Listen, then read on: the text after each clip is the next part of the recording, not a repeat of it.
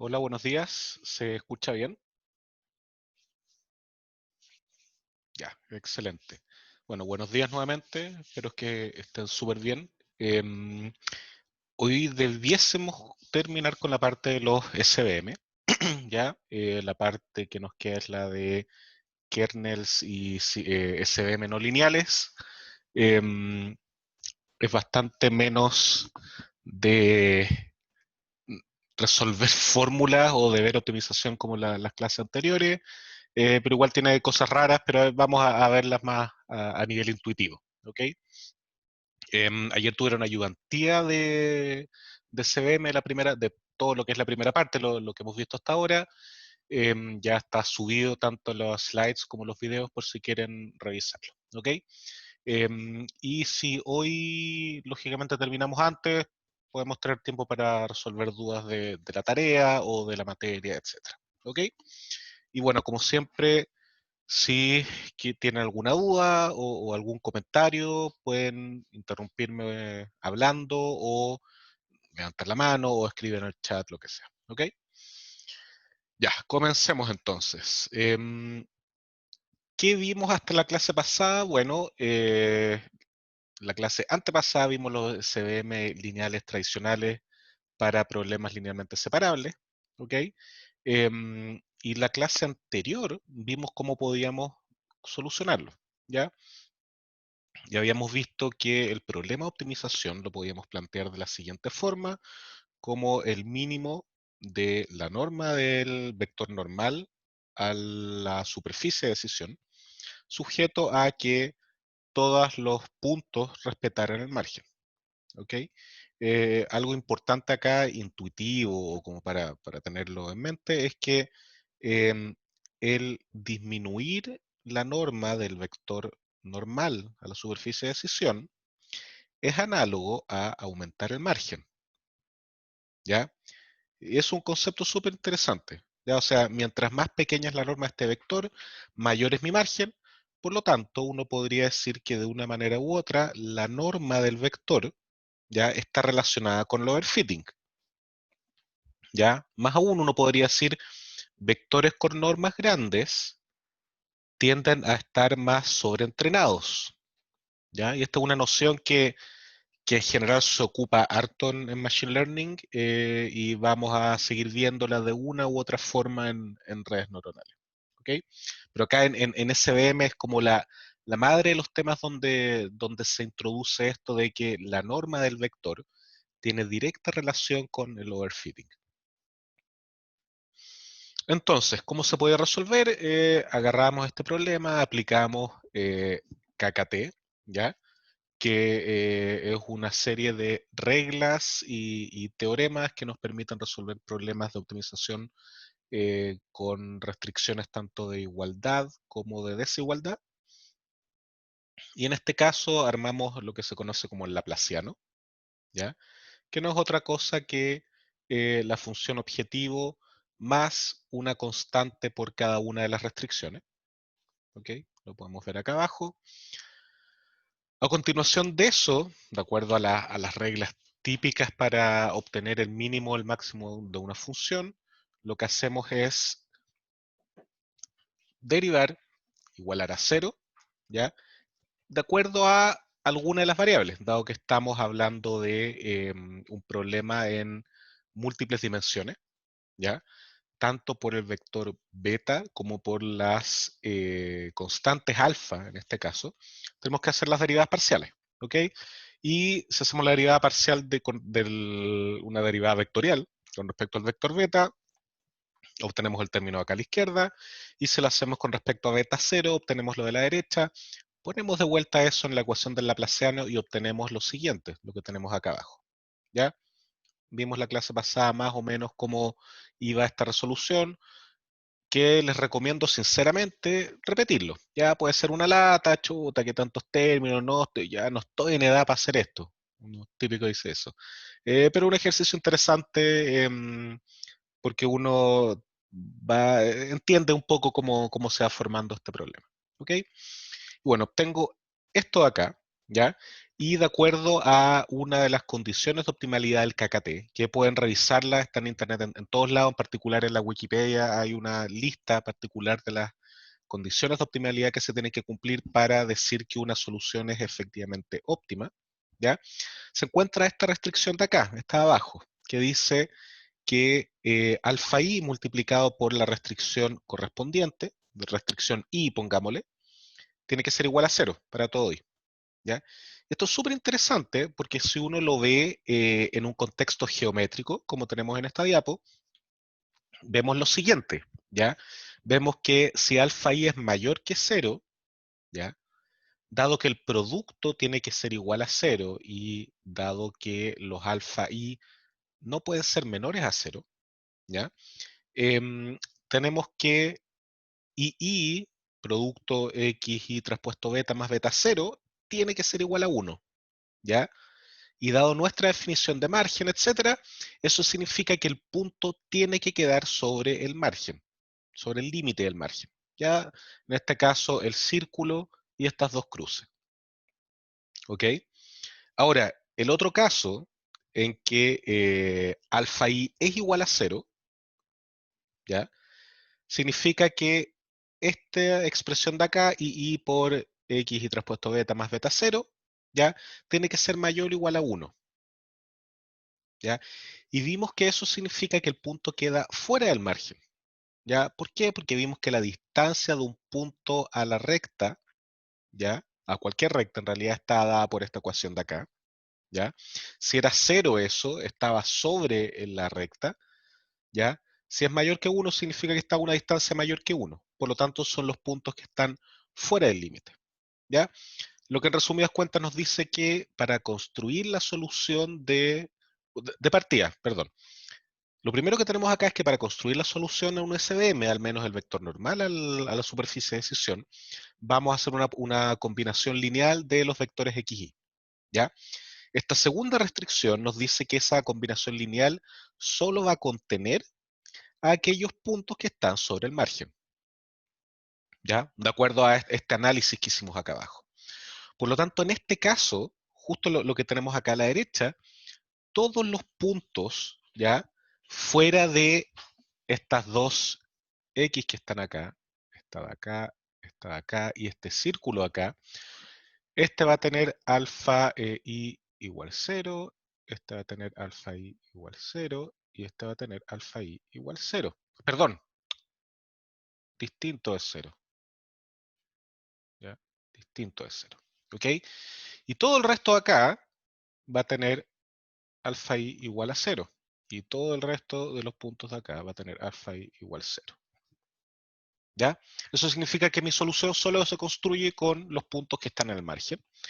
Y si extendemos un poquitito más la definición de lo que significa un punto en el margen, podemos decir que la solución de un SM lineal para problemas linealmente separables se puede solo se construye, perdón, con los ejemplos difíciles, ya los más complicados de clasificar. El resto, chao, no interesan. ¿Ya? Lógicamente lo que es un punto difícil queda definido por la superficie de decisión que uno elige. ¿Ya? Yo podría hacerlo mal, entre comillas, y decir que mi superficie de decisión es esa, y lógicamente cambia mi definición de puntos difíciles. El problema es que ahí no estoy haciendo una buena pega de clasificación. ¿Ya? Por lo tanto, dado que este problema es convexo, siempre vamos a tener una única solución, etc. ¿Ok? Em, y en eso habíamos quedado más o menos con respecto a la resolución del problema. ¿Ya? Luego de eso dijimos, ok, pero esto es bastante restrictivo. ¿Qué pasa si yo tengo puntos como este verde acá, ¿ya? Este rojo acá, este rojo acá, ¿ya? Y este verde acá? ¿Qué pasa con esos puntos? Esos puntos pueden estar bien clasificados como este verde, pero estar dentro del margen, o pueden estar mal clasificados, ¿ya? Como este rojo de acá o este verde de acá, ¿ya? Entonces, ¿qué hicimos ahí? Dijimos, ok, dado que este problema no es linealmente separable, no se puede separar perfectamente con una recta y obtener rendimiento perfecto, vamos a darle una cierta relajación, ¿ya? Vamos a permitir que el margen no sea tan estricto, sino que sea un poco más suave, Y esta relajación la vamos a llamar para cada ejemplo con chi estrella. ¿Ya? Por lo tanto, para este punto rojo de acá, chi estrella corresponde a la distancia desde el lugar del margen, del lado negativo, del lado rojo, hasta el lugar donde está ahí. ¿Ya? Esa distancia la vamos a llamar chi estrella.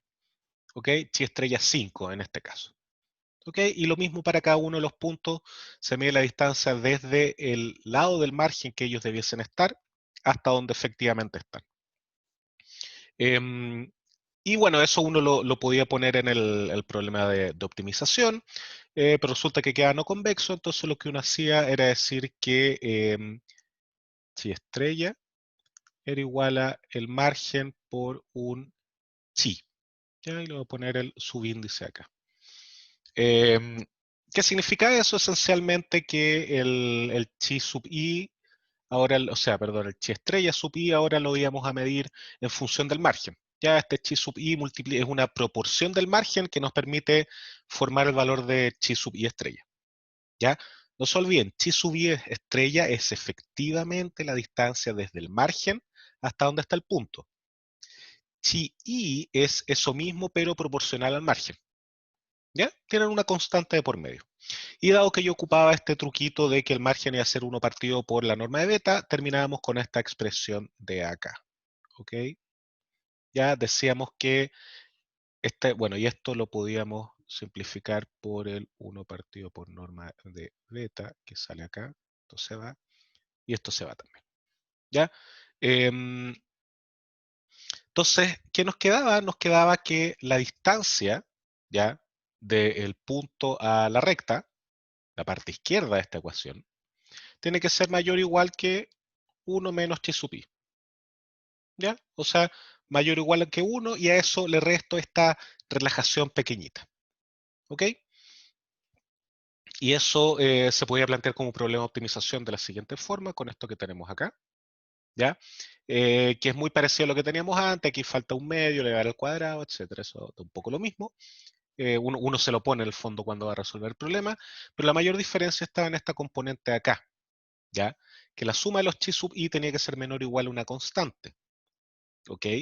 Y eso era medio raro porque uno resulta que tenía que poner la constante ahí y tenía que empezar a pensar qué significaba esta constante, ¿ya? Si un punto está justo sobre el margen, la distancia va a ser 1, por lo tanto, si yo ponía esta constante como 7, permitía en promedio que 7 puntos se pasaran. Es medio raro, ya no resulta ser tan natural y para evitar eso, uno modificaba levemente el problema de optimización, seguía resolviendo exactamente lo mismo, pero en vez de tener una constante abajo en las restricciones, uno la subía acá, ¿ya? Esta constante C, ¿ya? Que va a ponderar ya el efecto de la norma de beta, ya que recuerdan con qué tenía que ver la norma de beta, con qué se relacionaba.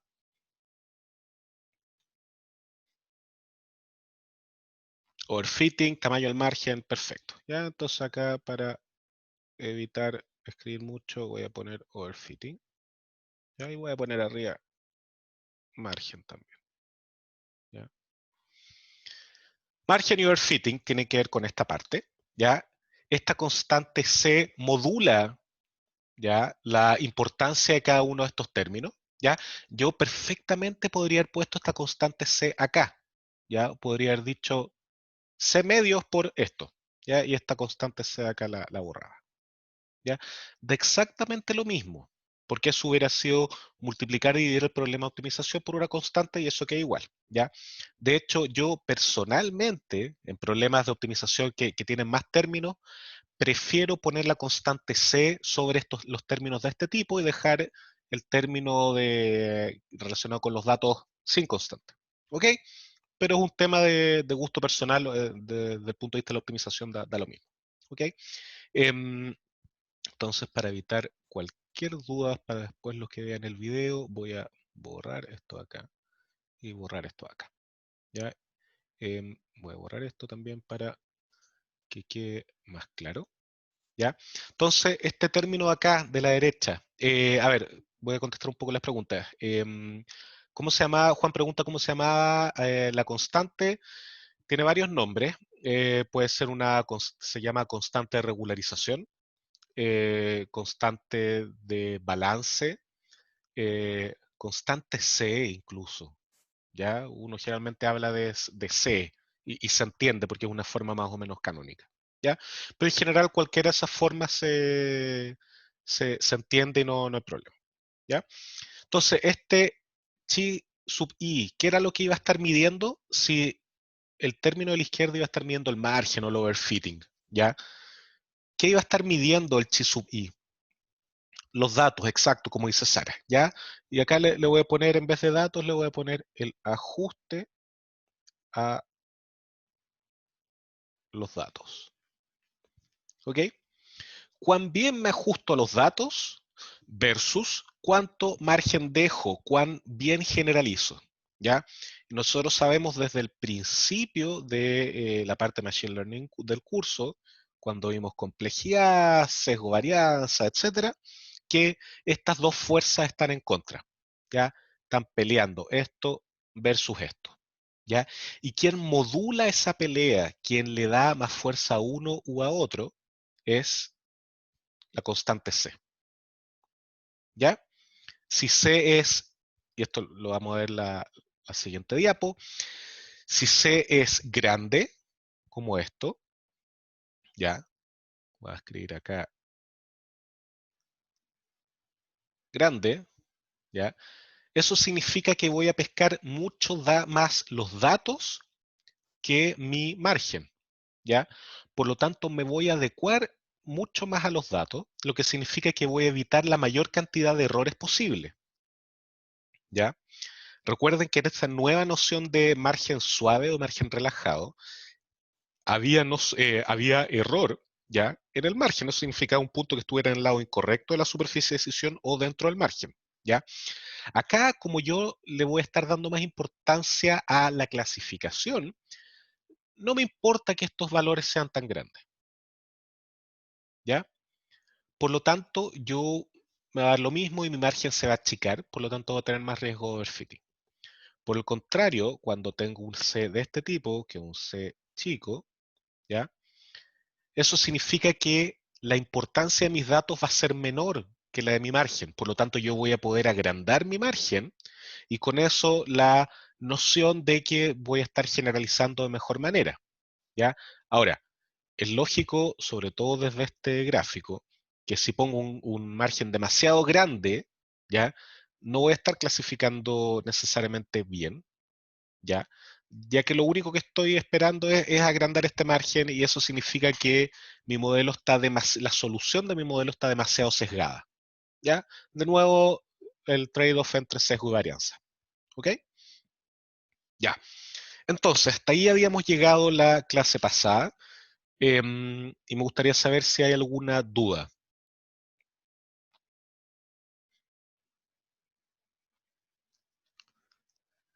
Nada, nada de nada. Ya, perfecto. Continuamos entonces. Los necesito bien perceptivos para esta parte, con harta imaginación, porque hay un teorema por ahí que no lo voy a demostrar, pero lo voy a enunciar con palabras coloquiales, pero que es importante tener la mente abierta para imaginarse ciertas cosas. ¿Ya? Entonces, ahora, todo lo anterior es súper lindo, linda la optimización, la formulación, etcétera, pero seguimos teniendo un clasificador lineal. ¿Ya? Si a mí me ponen este problema, ya donde si se fijan tengo una franja interna con más 1 y tengo un lado menos 1 y el otro lado menos 1, el SVM que hemos visto hasta ahora sigue sin poder clasificar eso bien. ¿Ya? Va a ser la mejor pega posible, donde va a poner la línea, que el margen, etcétera, lo que uno quiera. ¿Ya? Pero no va a clasificar bien. ¿Ya? Acá va a tener un 66% de rendimiento o peor. ¿Ya? Nunca va a poder hacerlo bien. Entonces, ¿qué podríamos hacer? ¿Qué técnica hemos visto hasta el momento, ya en lo que va del curso, para solucionar este tipo de problemas? Donde yo tengo varios ejemplos que yo sé que no voy a poder separar linealmente. ¿Ya? Víctor indica ensamblar varios SM. Sí, esa es una opción, no es la que estoy buscando acá, pero sí es una opción. Ahora, si yo ensamblo varios SVM, lo que voy a tener es una función lineal por tramo, ¿ya? Muy parecida a lo que son los random forest, ¿ya? Pero no es lo que estamos buscando acá. Es una posible solución, pero no es lo que estamos buscando. Y de cierta manera, eso es algo que, entre comillas, sabemos. Sabemos cómo construir random forest. Cuando terminen la tarea, debiesen saber cómo construir otro tipo de ensamble, ¿ya? Por lo tanto, y lo van a hacer con la regresión logística, pero como no habíamos visto SVM a esa altura, podría haber sido el SVM, ya da absolutamente lo mismo. ¿Ok? Lucas dice la regresión logística, pero la regresión logística no, porque la regresión logística tiene una superficie de decisión lineal, ¿ya? Podría ser un ensamble logística, sí, tal cual, pero caemos en nosotros, ¿ya? Sara dice irse a otras dimensiones. Exactamente, pensémoslo en esto, ¿ya? ¿Qué significa irse a otras dimensiones? ¿Ya? Em, Parecido a, por ejemplo, la regresión lineal con coeficientes polinomiales, yo podría decir que voy a agregar una nueva característica, una nueva feature, que es esta acá, ¿ya? Que es un f de x1, x2 que agarra x1 y manda cuadrado, ¿ya? Por lo tanto, cada xi, yo podría decir ahora que va a ser igual a x1, x2, x1 al cuadrado, ¿ya? Meramente agregué una dimensión más. Pero la gracia es que al agregar esa dimensión más, ¿ya? Ahora mi espacio de características, ya no voy a hablar todavía de la superficie de decisión, mi espacio de características se transforma, ¿ya? Ahora mi espacio de características está obligado a vivir dentro de sobre este manifold, sobre esta superficie parecida a una parábola. De hecho, si yo lo veo desde el eje XZ, ¿ya? O IZ, depende como quieran verlo, va a ser una parábola, ¿ya? Entonces fíjense que ahora todos los puntos van a vivir ahí, ¿ya?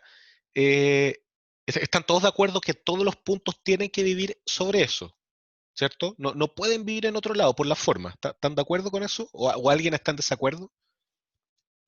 ¿O alguien no lo ve?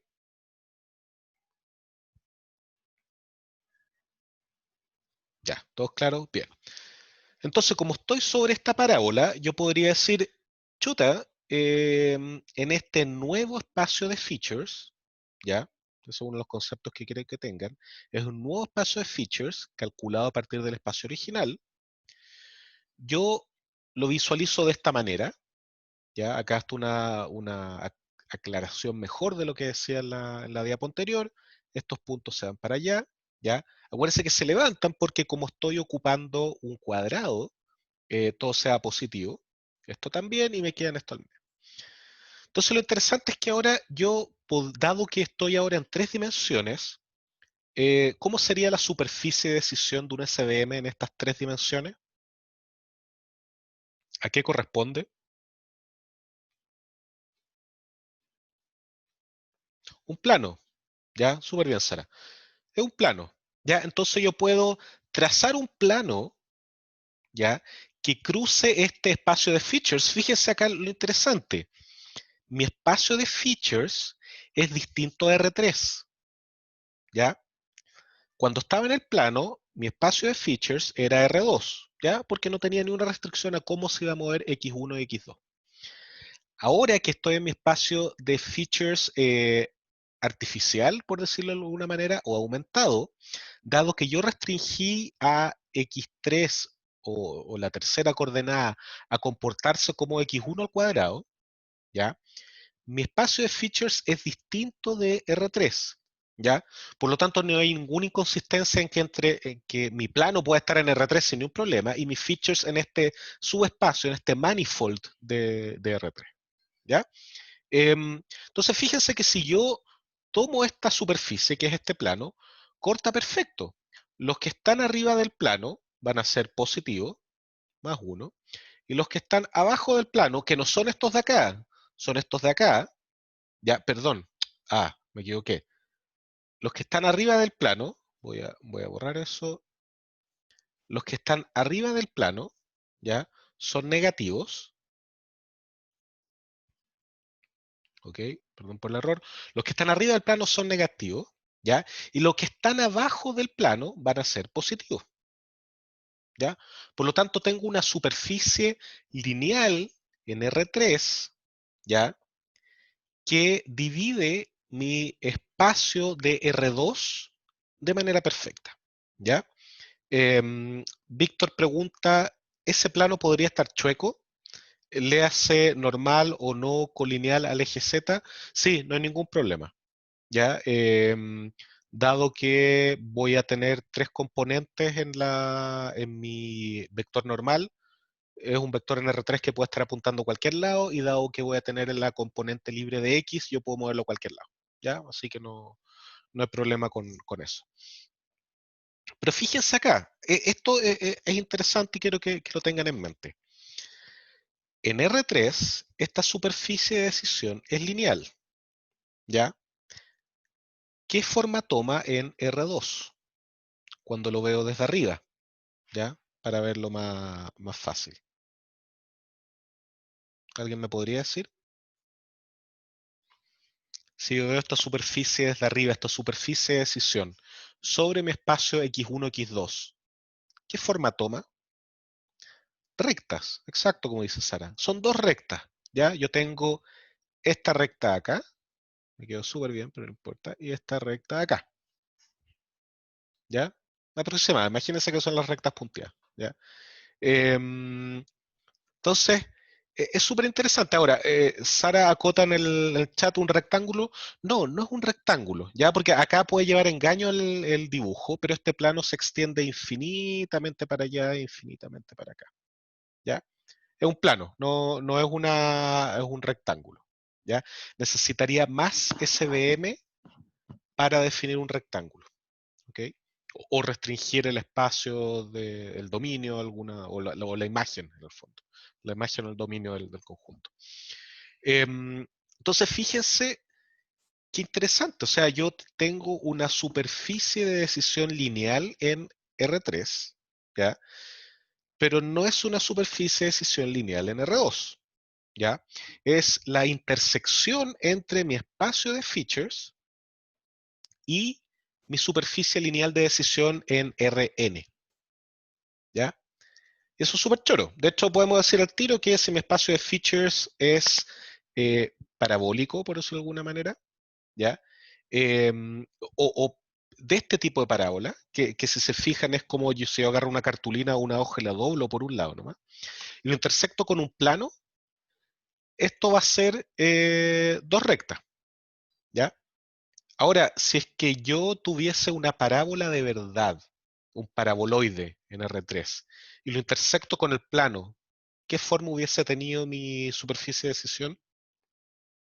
Un círculo, ¿ya? Una redondela, como dice Víctor. ¿Ok? Entonces, o elipso circunferencia, sí, toda la razón, como indica Lucas, va a depender de qué forma toma este paraboloide. Yo estaba pensando en el x cuadrado, pero versión R3. Ya, pero toda la razón. Ahora, Francisco pregunta, ¿no era más fácil poner dos rectas a la primera? Sí, totalmente. Pero el tema es que eso para este problema en particular, ¿ya? Dado que el SVM en R2 es una línea, hubiéramos tenido que tomar dos líneas, dos SVM, y relacionar esos dos SVM de alguna manera, ¿ya? Lo que lo hace menos genérico, ¿ok? Yo entiendo tu acotación, y está bien cuando uno conoce el problema y puede, de cierta manera, dedicarse a resolverlo, ¿ya? Em, pero en este caso estamos hablando de un mecanismo general para resolver problemas no lineales de clasificación, donde la superficie de decisión es no lineal, ¿ya? Y solo tenemos como herramienta un clasificador lineal, ¿ok? Ya, entonces recuerden esta diapo, este cambio o este conjunto de diapo, este cambio de espacio de features, la forma que tiene, la intersección, etcétera, ¿ya? Y que finalmente logramos tener esto. Entonces, el tema es que esto no es muy sistemático, ¿ya? ¿Dónde viene lo no sistemático de este ejemplo que acabo de dar yo a continuación? ¿A quién se le ocurre qué es lo no sistemático o eh, pongámosle, dependiente de la ingenuidad o ocurrencia del diseñador? ¿Ya? Em, José Manuel indica el elegir el x cuadrado, Sara pone cachara que dimensión irme, elegir x cuadrado, la nueva función que nos fuimos a arrastrar arbitrariamente, comentaron varias personas en el chat. Perfecto, todas son respuestas correctas. ¿Ya? Eh, Va a depender del problema, al parecer. Ya en este caso era un problema entre comillas sencillo y yo podía decir, ya, bacán, me voy a R3, tiro este paraboloide, todos felices. ¿Ya? Pero eso no es muy sistemático. ¿Ya? Entonces, un approach más sistemático podría ser, voy a incluir features polinomiales en mis coordenadas que vienen a continuación, ¿ya? Y voy a ir probando una a una, ¿ya? Grado 2, 3, 4, 5, 6, infinito, ¿ya? Y chuta, eso no escala bien en el tiempo, ¿ya? Voy a estar como Gil, ya pruebo esto, qué tal está. Y si mi entrenamiento es lento, ya, no se va a ver muy bien, ya va a ser más o menos lento.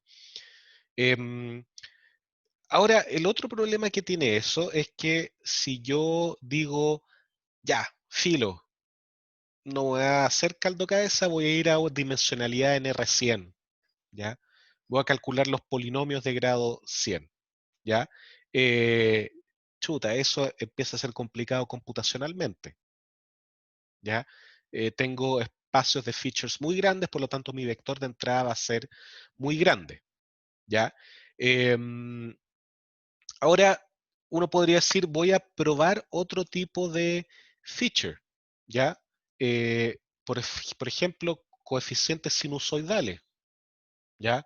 O algo parecido a la expansión de Taylor de una función. Perfecto, puede ser, pero voy a seguir teniendo este problema de hasta dónde expando, cuántos coeficientes polinomiales, cuánta profundidad en mi expansión de Taylor. ¿Ya? Como Víctor indica, también puede que yo haga overfitting, ¿ya? Oye, mira, R4 me funciona fantástico, ¿cómo va a quedar ahí? Chuta, pero resulta que en realidad overfiteaste porque está en un espacio nuevo, más complejo, y quizá convenía R3, ¿ya? Entonces es complicado, ¿ya? Matías pregunta qué pasa si en otro espacio también puedo separarlo, cómo sé cuál es el mejor en términos de generalización. Ya, bien, eso no es tanto de este curso, es más del curso de reconocimiento de patrones, pero podemos basarnos para tener un poco de intuición cómo resolverlo, podemos basarnos un poco en las fórmulas que vimos al principio de esta parte del curso, el error total o el error real, que era el sesgo al cuadrado más la varianza más el error irreducible, ¿ya? Em, Hemos visto que cuando minimizamos una función, ¿ya? Para un set de datos en particular, lo que estamos haciendo es minimizar el sesgo, ¿ya? No el sesgo inductivo, ¿ya? Eso no son lo mismo. Para eliminar el sesgo, ¿ya? O disminuir el sesgo, ¿ya? Em, ¿Cómo disminuimos la varianza? Bueno, una manera es tomar distintos conjuntos de datos y evaluar el rendimiento. Y eso es lo que uno hace con la validación cruzada que les expliqué hace un par de clases, ¿ya? En que yo tomo subconjuntos de mi set de datos y divido esta parte es para entrenamiento, esta parte es para test y voy probando, ¿ya? De esa manera yo al elegir el mejor de esos, ¿ya? O el promedio de esos, podría ser también, estoy disminuyendo la varianza. ¿Ya? Entonces, uno puede evaluar modelos de esa manera. Esto de cómo elegir el mejor modelo es todo un área de investigación antiguísima, súper clásica, que sigue desarrollándose, que es la de selección de modelos, ya Model Selection o con algún nombre parecido. ¿Ok? Y es súper compleja, todo lo complejo que uno quiera. ¿Ya? El tema es que en Machine Learning, por ejemplo, en particular en Deep Learning, ¿ya? El approach que se ha tomado es aumentar la cantidad de datos, ¿ya? Bajo el supuesto de que si tú tienes suficientes datos, eso representa muy bien la realidad, por lo tanto, si haces overfitting a la realidad, está bien, pues, no hay mayor problema. ¿Ok? Ya, volvamos un poquitito. Entonces, la pregunta es acá, chuta, dado que no vemos algún proceso sistemático coherente y robusto, ¿estamos forzados a vivir un espacio de superficie de decisión lineal? ¿Ya? ¿O tenemos que hacer ingeniería de features para encontrar esto? ¿Ya? Entonces, lógicamente la respuesta es no. porque no sería para nada lógico decir, bueno, no se puede y acá terminamos esta unidad, ¿ya? Em, pero antes de ver en sí la materia, hagamos un pequeño interludio, ¿ya? Este teorema que vamos a ver, el teorema de Mercer, yo acá lo traduje lo más intuitivamente posible, ¿ya? Si uno lo revisa en su manera formal, es bastante más complicado de entender, uno necesita bastante más conocimiento de análisis y de experiencia resolviendo problemas para entenderlo bien. Pero dice algo por el estilo, ¿ya? Imaginemos que tenemos una función h de x, ¿ya? Arbitraria, no la conocemos, ¿ya? Que lleva un vector x, ¿ya? El vector x está en un espacio que sí conocemos, ¿ya? A un espacio de dimensionalidad arbitraria, ¿ya? Potencialmente infinita, ¿ya? Que no les explote la cabeza, sí, existen espacios de dimensionalidad infinita, R infinito en el fondo, ¿ya? Entonces imagínense que existe esa función, ¿ya? Yo agarro x, le aplico h a ese x y me lleva a un nuevo espacio, ¿ya? Donde yo puedo, o sea, donde yo tengo una cantidad arbitraria de dimensiones, infinita, ¿ya? Entonces, imaginémonos que para cada par de vectores, ¿ya? Asumamos un h de xy y un h de xj, ¿ya? Vectores en este espacio arbitrariamente grande, ¿ya? Puede ser R2 también, R3, pero es un espacio arbitrario, ¿ya? Imagínense que para cada par de puntos en ese espacio, ¿ya? Yo calculo el producto punto y lo guardo en la posición IJ de una matriz M, ¿ya? Por lo tanto, de entrada, ¿cómo va a ser esa matriz? ¿Ya? Si yo estoy calculando el producto punto entre H, X y XJ, bien, como dice Víctor, es simétrica, ¿ya? De entrada, el producto punto es simétrico, es una operación simétrica, por lo tanto, como es un operador simétrico y yo estoy guardando los coeficientes resultantes, la matriz M es simétrica, ¿ya? ¿Y por qué es importante? Porque acá viene la magia, ¿ya? Si M, además de ser simétrica, es positiva semidefinida, ¿ya? Esto lo tienen que haber visto en álgebra lineal, en el fondo la forma cuadrática de esta matriz es positiva, x traspuesto por m por x es positivo, ¿ya? Entonces esto define un kernel válido, ¿ya? Y muchos se preguntarán qué es un kernel, ¿ya? Y por eso viene el siguiente bullet. ¿Qué significa eso? Que existe una función k de xy, xj, que se llama el kernel, ¿ya? O es un kernel, ¿ya? Fíjense que toma puntos xy, xj, no h de xy, h de xj, ¿ya?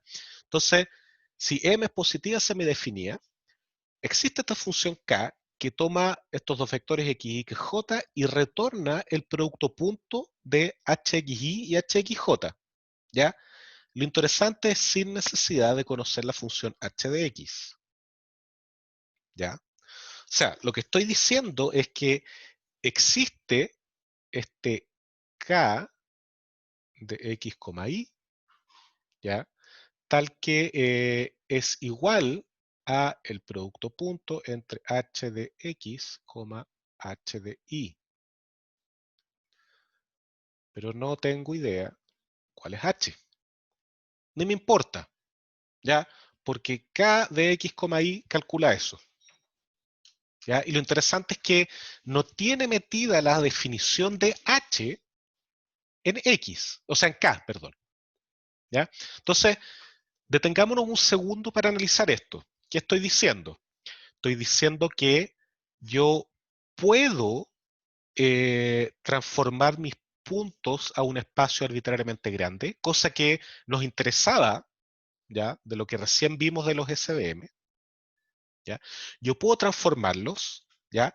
Pero no tengo necesidad de conocer la transformación, ¿ya? ¿Por qué? Porque existe, si existe, perdón, un kernel, ¿ya?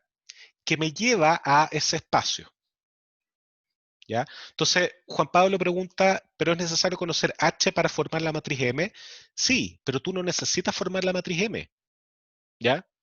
Tú necesitas conocer K, ¿ya? K está relacionado con M, sí, de todas maneras, porque M define K, ¿ya? Pero K existe, ¿ya? No hay ningún problema en que exista sin necesariamente conocer M. Lógicamente, si tú quieres demostrar la existencia de este kernel, etcétera, tienes que de alguna manera representar M, ¿ya? Y calcular un límite al infinito o una serie convergente de los tipos de puntos que viven en ese espacio, ¿ya? Eh, pero fíjense lo interesante, si quiero llevar puntos a una alta dimensión y calcular el producto punto entre ellos, ojo, no estoy diciendo que puedo hacer lo que quiera con estos puntos, estoy diciendo que si yo quiero llevarlos a un espacio arbitrariamente grande y lo único que quiero hacer entre ellos es calcular el producto punto, ¿ya? Yo no necesito conocer esta función h, basta conocer este kernel K, ¿ya? Eso es lo único que dice este teorema, ¿ok? Ya, todavía no hemos visto las implicancias, ¿ok? Ustedes pueden adelantarse, empezar a pensarlo, pero hasta el momento yo no he dado ninguna implicancia de esto sobre los SVM, ¿ya? Entonces, dicho eso, ¿alguien tiene alguna duda de esto? ¿Ya? Y no me refiero de alguna duda de por qué ocurre esto, ¿ya? Dado el scope del curso tenemos que creerlo, ¿ya? Pero en el fondo, ¿alguien no entiende esto? Sara, porfa, dime. Eh, que me queda una duda. X vive como en la dimensión que estoy inicialmente y h de x está en otra dimensión. Tal cual, sí. X es Ah, lo que tú conoces, tus features, o tu vector donde sea, y h de x te lo manda a un espacio arbitrario, arbitrariamente grande, de features. ya, gracias, De eso nada. era. Ya, entonces, voy a ir por orden. José Antonio indica, no me queda claro qué es el kernel. El kernel es una función, ¿ya? Es una función, no cualquiera, tiene que cumplir ciertas condiciones, pero es una función, ¿ya? Y es una función que toma dos vectores, ¿ya? Calcula algo con ellos, ¿ya? Y resulta que ese algo con ellos es equivalente al producto punto de haber aplicado la función h a cada uno de ellos y haber calculado el producto punto. ¿Ya? Es eso, todavía no agregamos más condiciones. La única condición que sabemos de K es que dado por M, K de xy tiene que ser igual a K de ix. ¿Ya? Tiene que ser así porque sabemos que el producto punto es un operador simétrico. ¿Ok? Diego pregunta cómo se llama el teorema. En general, esto uno lo ve como el teorema de Mercer, M-E-R-C-E-R. ¿Ya? La formulación es súper abstracta, ¿ya? Cuesta entenderlo harto si uno lo ve directamente. Uno también podría relacionarlo con el teorema de Gram, G-R-A-M-M, que tiene que ver con la matriz de Gram. Em, pero son bien complicados de entender, análisis funcional bien complejo. Entonces, en general, cuando uno se mete en esto, lo ve desde el punto de vista del SVM, con lo que vamos a ver a continuación, y de ahí va al teorema y trata de entenderlo. ¿Ok? Lucas pregunta, pero cada xy es el valor en la posición xy de m, o debería ser equivalente, ¿no? Sí, exactamente. ¿Ya? O sea, eh, a ver, ahí nos metemos en un problema, ¿ya? Porque K de xy, eso implicaría una matriz continua, ¿ya? Y en realidad no es lo que estamos diciendo acá, ¿ya? En realidad, si tomo x e y y los ordeno, ¿ya? Como es en un set de datos, cada uno tiene un índice y o j, ¿ya? Voy a tener que ir a la posición ij de la matriz, ¿ya? Ahora, cuando uno lo hace en la formulación real, ¿ya? Cuando tengo que hacer la demostración, como dice Tomás en el chat, M es infinita, ¿ya? Por lo tanto, ahí se ocupan otras herramientas, series convergentes, etcétera. ¿Ok? Y eso es algo que yo prefiero no meterme acá más allá de nombrarlo y los que les interese, bueno, está completamente abierto a que lo revisen. ¿ya? Pero sí, esto cuando uno lo demuestra es bastante más complejo porque uno se tiene que hacer esas consideraciones. Oye, mira, dado que X es un espacio denso de features, chuta, M también tiene que ser densa, ¿ya? Lucas dice un kernel válido para un conjunto de datos puede ser no válido para otro. Em, a ver, vamos por parte. Un kernel uno lo define para un dominio. ¿Ya? Este kernel actúa en el dominio R, ¿ya? R cuadrado en este caso, ¿ya? O podría ser otro dominio acotado, ¿ya? Para ese dominio el kernel es válido, ¿ya? Pero dado un kernel arbitrario, yo no necesariamente puedo decir que es válido para todo el dominio, para cualquier dominio, ¿ya? Eh, en particular, yo podría decir, chuta, mira, este kernel se comporta como yo quiero cuando estoy en el octante positivo de algún espacio, ¿ya? Y cuando entro a las componentes negativas no está bien, ¿ya? Todo depende de cómo lo voy a definir, ¿ya? Entonces no es completamente válido para todo, ¿ya? Todo va a depender de cómo se define el dominio de la función. Ya, más dudas. ¿Nada? Ya, continuemos. Todavía tenemos 25 minutos y yo creo que lo alcanzamos a ver bien.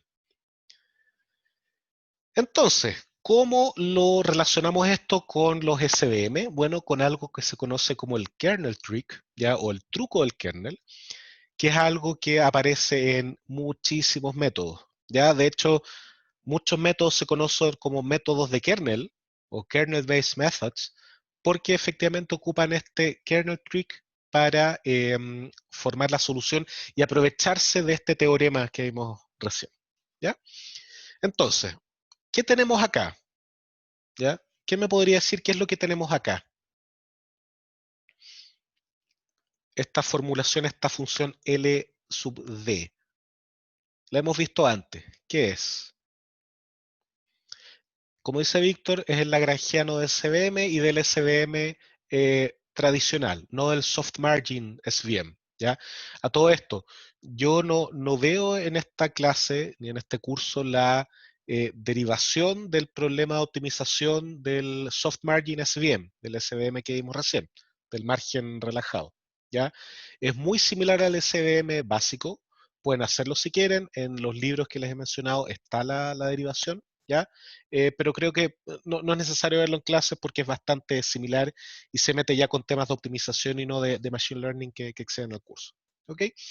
Entonces, bueno, tenemos el lagrangiano LSVM, ¿ya? Y la única modificación pequeña que hice con respecto a la notación que ocupamos antes es que fíjense que acá le puse un gorro a esto, ¿ya?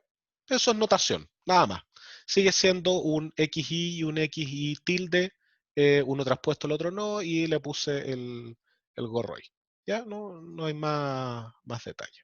¿Ok? Lo voy a borrar para que quede limpio. Entonces, ¿qué podemos decir ahora? Yo podría decir, mira, esto de acá, el producto entre un vector traspuesto con otro vector, es lo mismo que un producto punto, ¿cierto? Lo hemos discutido largamente en otras clases. Fantástico. Entonces yo puedo decir que el lagrangiano es la suma de los coeficientes menos un medio, la doble suma de el producto entre coeficientes cruzados, etiquetas cruzadas y el producto punto entre estos dos elementos de mi set. ¿Ya? Hasta ahí nada nuevo. Pero acá empiezan los choros. ¿Ya? Dado que es el producto punto, ¿ya? Yo podría decir sin pérdida absoluta de generalidad que este X gorro, ¿ya? Es igual a un H de un XY, ¿ya? Y este X gorro y tilde, yo podría decir que es el H de un XY tilde, ¿cierto? sin ninguna pérdida de generalidad. Yo estoy diciendo, mira, X gorro vive en algún espacio de features. Yo no he hecho ningún tipo de suposición al respecto, ¿ya? Por lo tanto, dado que vive en algún espacio de features, yo podría decir que corresponde ese espacio de features a la transformación de otro espacio de features, ¿ya? Del espacio X, pongámosle. Ya yo tengo X y a partir de H voy a mi espacio X gorro. ¿Ya? Estoy diciendo eso, nada más, no es algo fuera de lo común, no es ningún truco. Ya solo estoy aprovechando este concepto de transformación de features, no hay ningún problema. ¿Ok? ¿Quién me puede decir entonces qué es lo que puedo hacer a continuación? Dado que tengo esta forma, ¿por qué podría cambiar yo este producto punto en este lagrangiano? Podría usar K, tal como dice Sara, ¿ya? Entonces yo llego acá y sustituyo este producto punto por el kernel, ¿ya? Entonces estoy diciendo, fíjense lo fuerte de esto, que el lagrangiano, ¿ya? Se puede construir ocupando el kernel y no hay ningún otro componente que tenga que ver con h de x, ¿ya? O sea, mi lagrangiano está resolviendo un problema en un espacio de dimensionalidad arbitraria, ¿ya? Pero mi x, el x que yo voy a ocupar, está en mi espacio de dimensionalidad pequeña, ¿ya? Dicho en otras palabras, mi solución, ¿ya? Mi plano o hiperplano, voy a escribir acá. Mi hiperplano vive en X gorro, ¿ya? Pero mis puntos viven en X, ¿ya? Y mi lagrangiano me permite hacer eso. Porque no hay ningún elemento, fíjense que acá en ninguna otra parte de esta función hay un h de x. Todos los h de x estaban envueltos en un producto punto y yo sé, de lo que vimos recién del teorema, que yo puedo transformarlo en kernel. ¿Ya?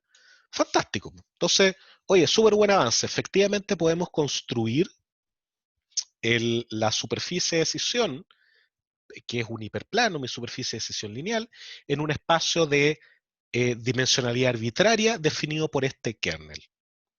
Y yo no necesito conocer mi función h. Maravilloso. ¿Estamos listos, no? ¿Podemos decir que estamos listos con el SVM? ¿Que ya sabemos que podemos resolver problemas no lineales?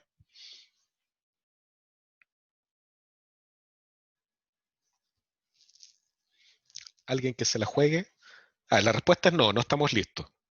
¿Qué es lo que falta? ¿Ya? A ver, ¿cómo sabemos ese kernel? ¿Cómo se deriva acá? Ya, eso no es que uno lo vaya a derivar, sino que hay familias de kernel. Eso viene como 2 de ambos más. ¿Ya? No es eso lo que falta. Falta algo con respecto a la formulación. ¿Ya? Acuérdense que cuando yo quiero clasificar algo, yo pongo el X, ¿ya? Y hago el producto punto, o hacía el producto punto con mi vector normal, pero ahora mi vector normal no vive en X, vive en X gorro, ¿ya? ¿Cómo lo puedo hacer? Entonces, veamos qué ocurre, ¿ya? Entonces, lo que tenemos acá a la izquierda es la función de decisión, ¿cierto? F de X es H de X traspuesto beta más beta 0. ¿Ya? Como dice Víctor, la normal tiene dimensión potencialmente infinita. Sí, la normal es potencialmente infinita. ¿Ya? Acá es cuando ya empiezan a salir, cuando uno se pone a reflexionar un poco más, es cuando ocurren cosas raras con esto. Uno dice, ¿qué onda? ¿Ya? Pero gracias al truco del kernel no tenemos más allá de que uno quiera, no tenemos que preocuparnos de eso en la práctica. ¿Ok? Entonces tenemos esto de acá, fx es h de x traspuesto beta más beta 0. ¿Cierto? Estamos de acuerdo con eso. ¿Por qué? porque dado que mi superficie, vimos de la diapo anterior, ¿ya? Que yo tenía este kernel K, ¿ya? Y que formaba parte de esta formulación, que era equivalente a esta que tenemos acá, y a esta que tenemos acá. Mi vector beta está en este espacio arbitrariamente grande, por lo tanto yo tengo que hacer el producto punto, ¿ya? Entre h de x con beta. O sea, yo tengo que hacer h de x beta, ¿ya? El producto punto. Tengo que hacerlo, no me queda otra, ¿ya? ¿Y qué sabemos? Sabemos que beta tiene la siguiente forma, ¿ya? Esto de la derivación del SVM, del lagrangiano. De hecho, esto ocurre cuando uno deriva el lagrangiano por beta, ¿ya? Que es la suma, ¿ya? De alfa y h de xi. Acuérdense que estamos en este espacio de alta dimensionalidad, ¿ya? Y acá es cuando ocurre lo interesante. Si yo combino estas dos cosas, si yo sustituyo esto acá, mi expresión se transforma en esto. Tengo la suma, ¿ya? De alfa i, ahí, y ahí, h de x por, o sea, h de x por h de xy, ¿ya? Traspuesto, no traspuesto, producto punto, y wow, magia, esto, ¿a qué se parece?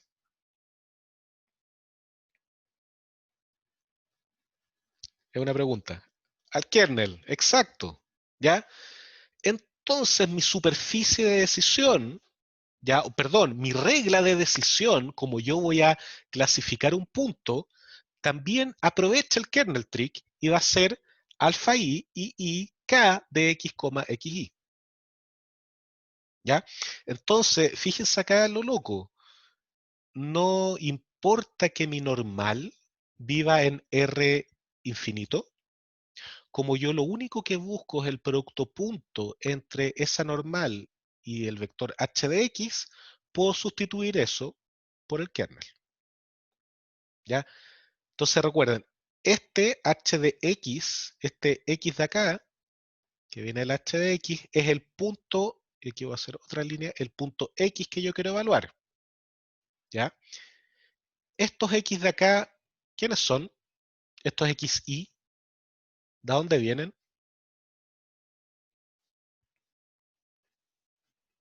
¿Qué me podría decir de dónde vienen? De los datos, perfecto. Pero ¿qué más? ¿Qué otra definición o qué otra condición más fuerte podemos poner sobre esos xy? ¿Quiénes son esos xy? Los vectores de soporte, exacto. Bien, Matías. Estos son los support vectors. ¿Ya? Eso significa que la superficie, o sea, que mi regla de decisión en un CVM basado en kernel va a ser una combinación lineal de la aplicación del kernel que yo haya decidido utilizar entre cada uno de los vectores de soporte y el punto X que yo quiero clasificar. ¿Ya? Entonces, fíjense, los vectores de soporte de una u otra manera salen. Por un lado, estaban definiendo el margen, ¿ya? O los puntos dentro del margen. En este caso, participan en el kernel, ¿ya? Siempre multiplican ocupando este kernel a el punto X, ¿ya? Entonces, si vemos los bullets que hay más abajo, dice, como siempre operamos sobre el producto punto entre los vectores hx y no sobre h de x en sí, de manera individual, podemos sustituir todo esto con la aplicación del mismo kernel que antes, k de x, y, es lo que acabamos de ver. Y luego, esto nos permite facilitar la búsqueda de la solución, ¿ya? Ya que mientras más dimensiones hay, más posibilidades existen de encontrar un hiperplano óptimo, ¿ya? ¿Por qué? ¿Y qué pasa con el overfitting acá? ¿Ya? ¿Por qué mientras más grande es mi espacio, más fácil es encontrar un hiperplano divisor?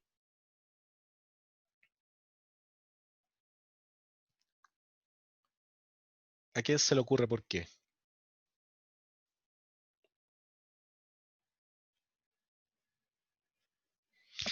Hay más rectas, exactamente. Acuérdate que estos no son rectas, son hiperplanos, pero ok, extendamos el concepto. ¿Ya? Dado que tengo más dimensiones, cada vez es más probable trazar planos o rectas que dividen las cosas. Cada vez hay más. ¿ya? La cantidad de puntos se mantiene constante, ¿ya? Pero mi cantidad de dimensiones empieza a crecer. Por lo tanto, yo cada vez puedo encontrarme espacio para trazar líneas o hiperplanos que los separen, ¿ya? Por lo tanto, y esto tiene mucha relación también con que a medida que yo aumento mi dimensionalidad, mi distancia euclidiana, eh, empieza a perder sentido, ¿ya? Porque hay tantas dimensiones que todos los puntos empiezan a estar en la misma cantidad a la misma distancia en promedio, ¿ya? Exactamente lo mismo, ¿ya? Es como una relajación del dominio. Sí, podría decirse que es una especie de relajación, apuntando a la separación, ¿ya? ¿Y qué pasa con el overfitting? ¿Ya? Claramente acá hay overfitting, porque al estar yo aumentando la cantidad de dimensiones, ¿ya? Y buscando el plano que le hacen a esta dimensión, voy a quedarme con aquella que mejor me entrega resultados, ¿ya? Mientras más grande, mejor, por decirlo de alguna manera, ¿ya? Por lo tanto, si no tengo cuidado, el kernel SVM tiende a tener problemas de overfitting, ¿ok? Entonces, penúltima diapo, o última, antepenúltima, no sé, pero queda esta y dos más a lo más, ¿ya? Intuitivamente, ¿quién me puede decir qué es lo que hace un kernel? Y acá no estoy preguntando en calcular el producto punto entre bla, bla, bla, no. Intuitivamente, ¿qué es lo que mide un kernel?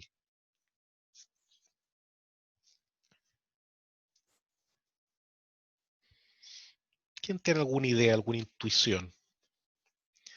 ¿Ya? No, no es esto de Pablo que dice mapear una dimensión a otra. No, no, no es eso. O sea, ok, yo estoy de acuerdo que de una manera, de cierta manera, hace eso. Pero no es eso lo que estoy preguntando. Yo estoy preguntando qué es lo que mide. No, debí haber cambiado, lo voy a cambiar cuando suba la diapo a Canvas. Es qué mide un kernel. ¿Ya? Em, Lucas indica reduce la dimensionalidad. No, debiese, es como el contrario, pero de nuevo es qué mide. ¿Ya? Perpendicularidad de vectores de entrada. Ya, extendamos, como dice Víctor, extendamos un poquitito más eso de perpendicularidad. ¿Qué es lo que me mide la perpendicularidad?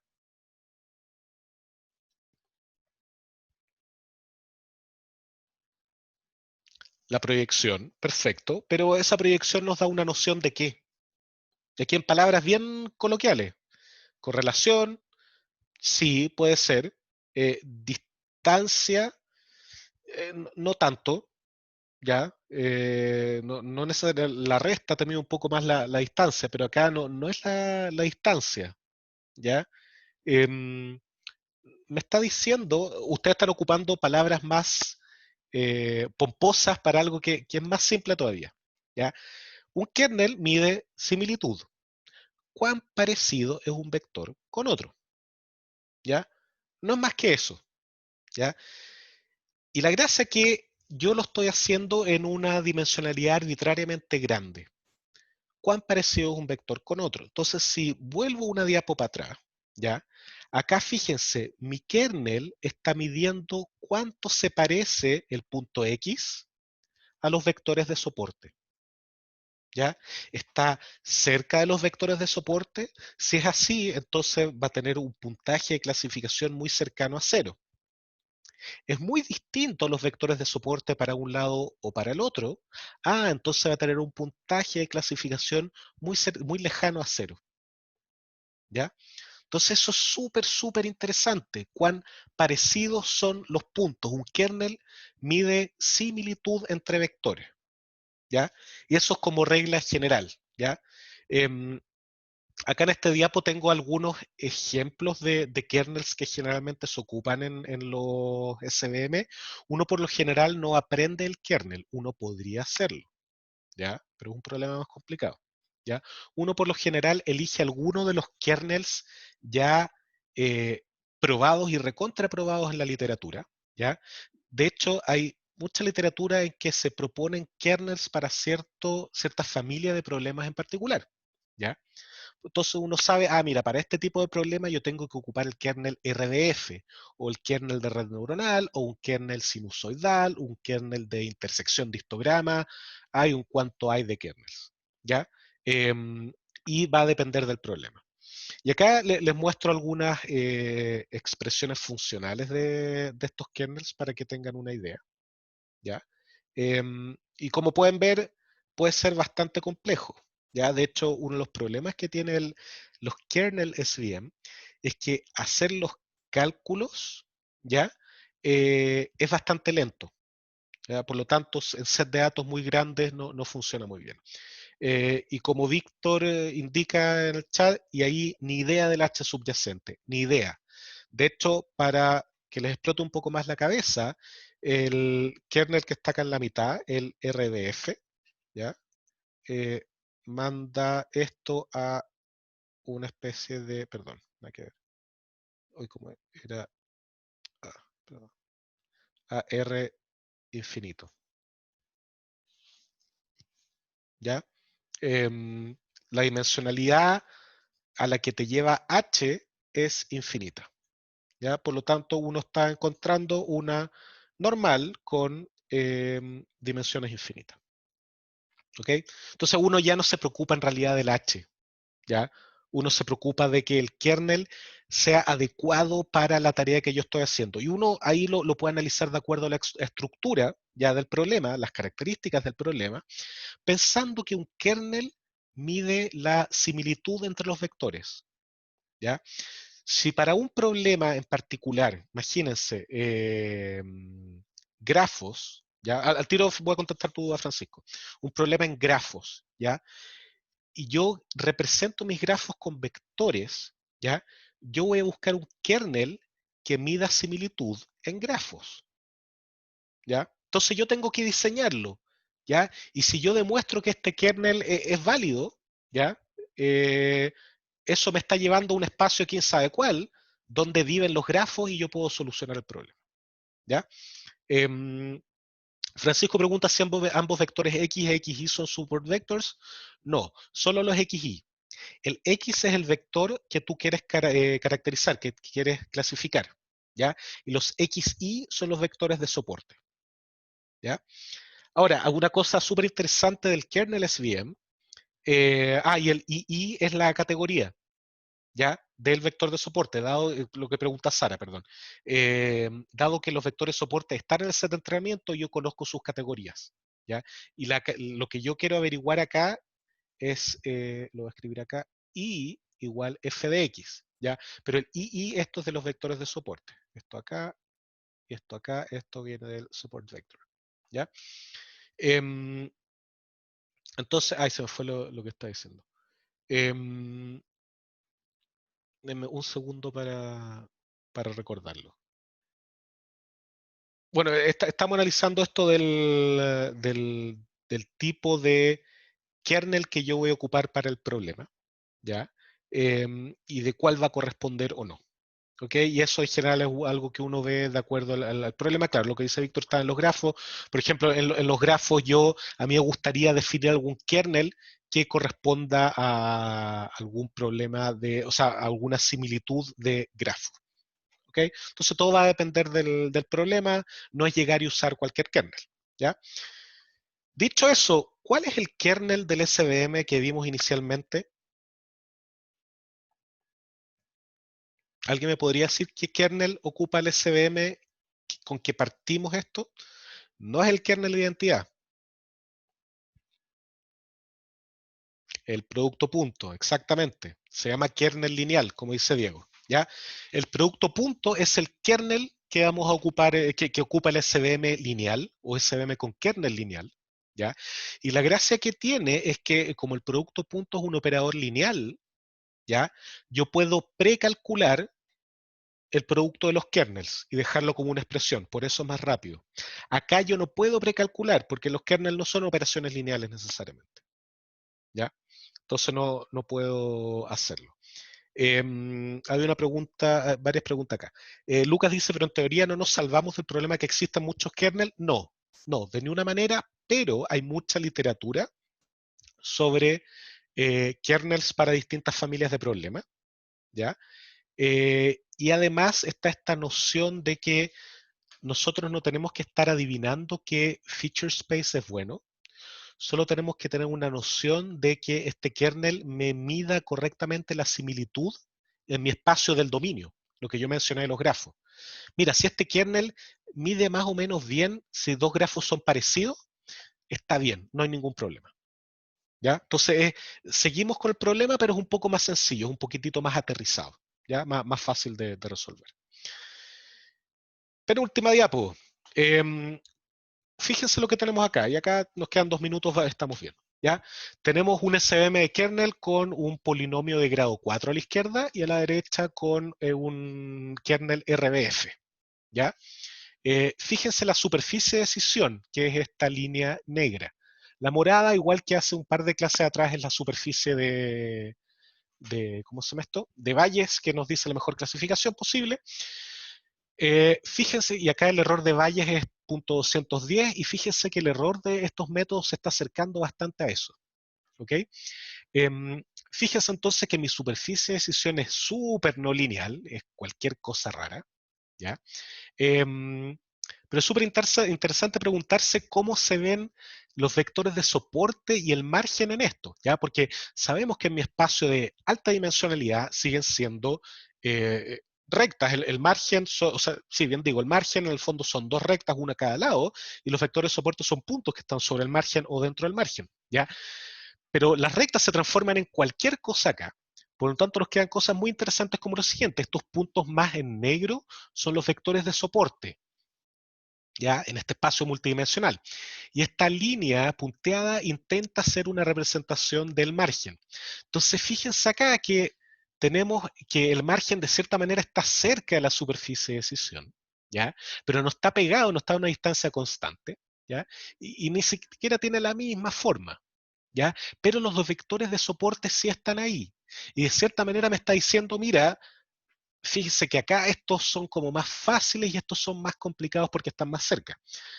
Pero tenemos otras cosas interesantes como este margen que está por acá, ¿ya?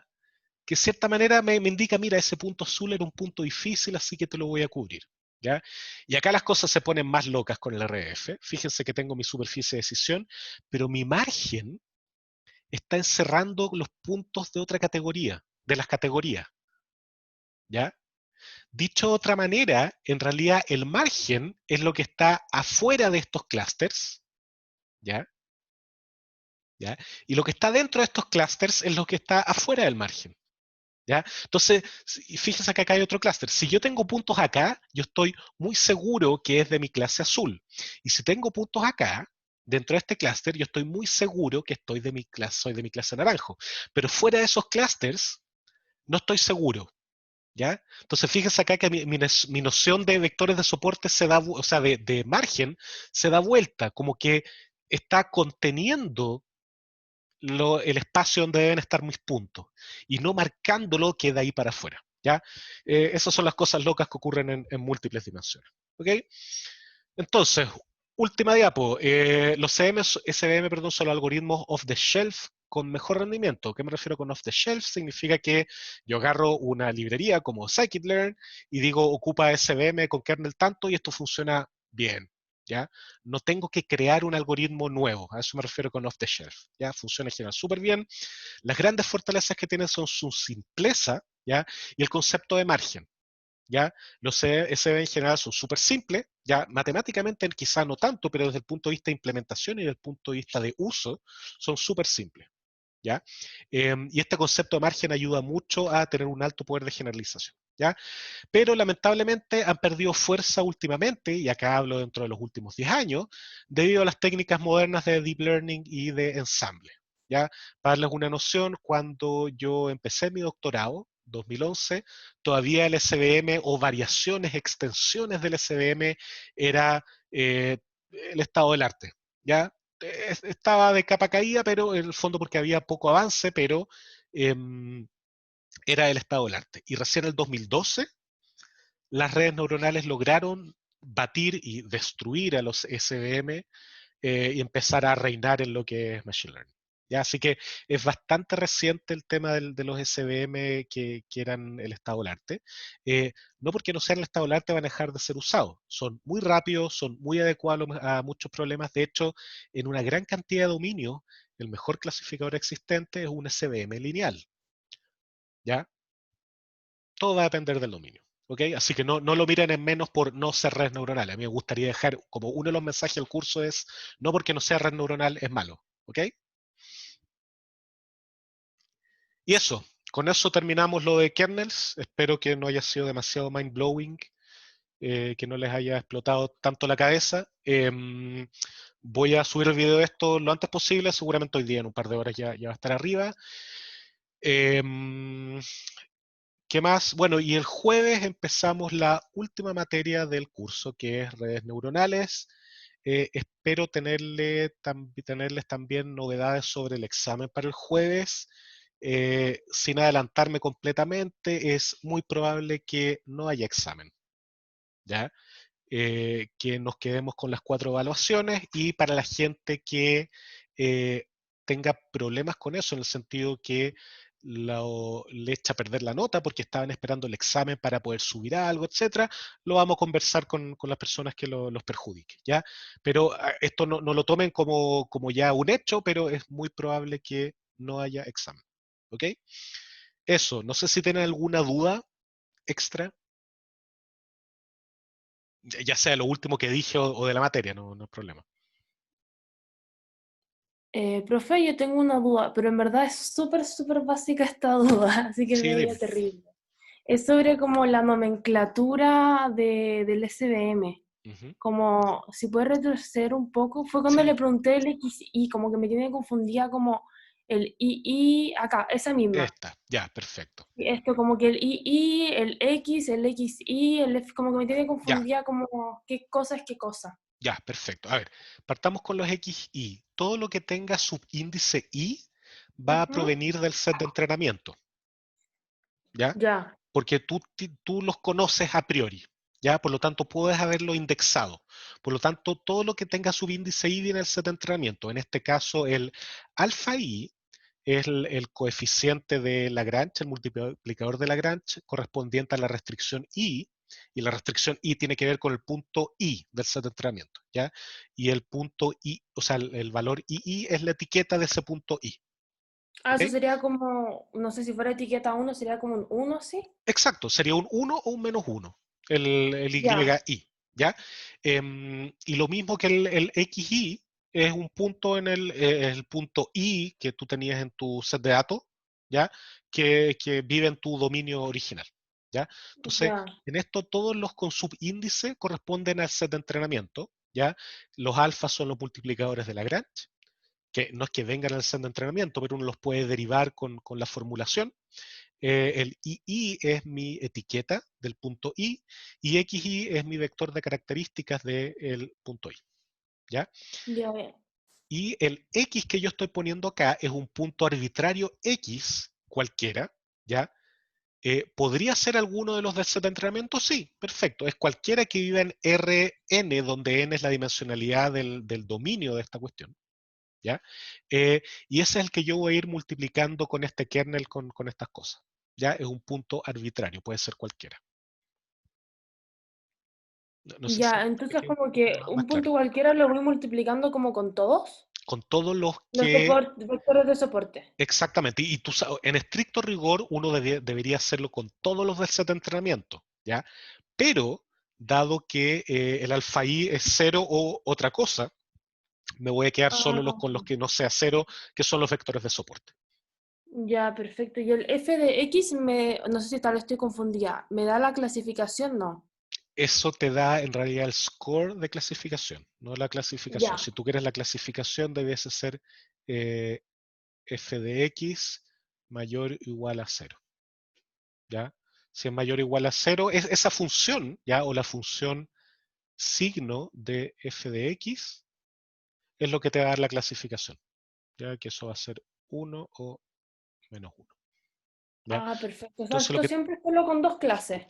esta versión que hemos visto acá es dos clases. Sí, para hacerlo con más clases hay generalizaciones de esto que no son tan locas para nada, pero uno también puede hacerlo con una CVM de dos clases, donde uno dice clase uno, la clase que me interesa, clase 2, todo el resto de las clases.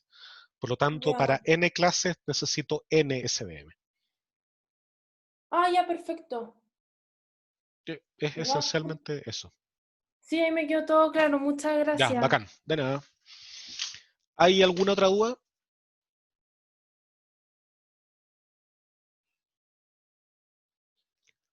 Nada más. Profe, yo tengo una pregunta, pero no sé si es de, o sea, no es de materia, no sé si alguien más tiene otra pregunta antes, de Sí, justo repente, sale una duda antes, en el chat. perfecto, Déjame gracias. contestarla y vemos lo tuyo. Ya, espérate. Es de la tarea. Ya, voy a responder el chat y de ahí veo lo que decía Víctor. Lucas Profe, ¿puedo pregunta. hacer una pregunta antes sobre la materia? Sí, de materia de todas maneras, por supuesto. ¿Hay algún libro para leer sobre esto que el Sí, semestre pasado en funcional truncaron la materia por la interrupción del semestre? Entonces hay cosas que no alcancé a ver. mira, Eh, para el SBM yo recomiendo fuertemente el libro de Hasti, Tipshirani y Friedman, creo que era, em, se llama The Elements of Statistical Learning. Está en el programa del curso como libro recomendado. Es gratuito, está en internet, uno puede encontrarlo gratuito de verdad, no gratuito torrent. Así que yo les recomiendo ahí de ver todo lo que tenga que ver con SBM. Hay una parte de cálculo del clasificador con hiperplano óptimo y después viene la parte de SBM per se. Yo la mayoría del material para las clases lo saco de ahí, un libro súper bueno, súper claro y que puede llegar a las partes teóricas tranquilamente y uno puede encontrar ahí además más referencia a la parte teórica. Así que te recomiendo verlo de ahí de todas maneras. ya, perfecto, muchas gracias. De nada.